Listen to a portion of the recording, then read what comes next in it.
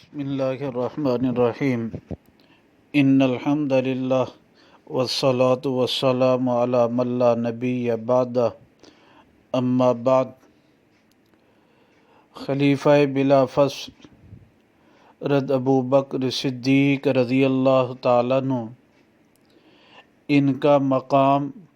نبی پاک صلی اللہ علیہ وسلم کی نگاہ میں کیا تھا، اس بارے میں متعدد روایات مبارکہ کو سلسلہ وار بیان کیا جائے گا۔ آج پہلی حدیث مبارکہ بخاری شریف سے بیان کی جا رہی ہے۔ یہ حدیث مبارکہ جلد نمبر 1 صفحہ نمبر 645 رقم الحدیث 3654 ہے۔ نبی پاک صلی اللہ علیہ وسلم نے فرمایا،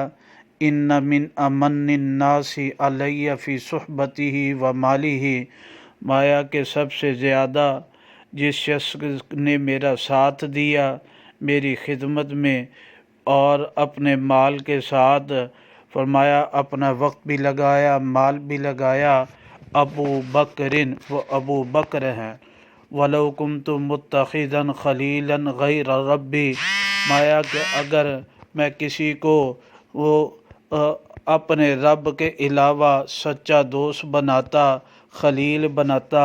تو فرمایا وہ ابو لَاتَّخَذْتُ ابا بکر خلیلا، ابو بکر کو بناتا۔ وَلَٰكِنْ أُخُوَّةَ الْإِسْلَامِ وَمَوَدَّتُهُ، پھر فرمایا کہ دیکھو اسلام، اخوت، بھائی چارہ، مودت، لا یبقین، ہرگز باقی نہ رہے گی مسجد میں جو ہے، یعنی مسجد میں کسی اخوت اور بھائی چارہ اپنی جگہ، لیکن مسجد میں اب کسی کا دروازہ باقی نہ رہے گا، الا سدّ،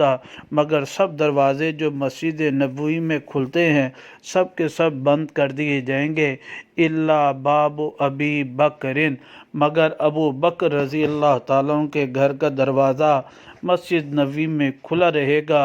اس کو بند نہ کیا جائے گا۔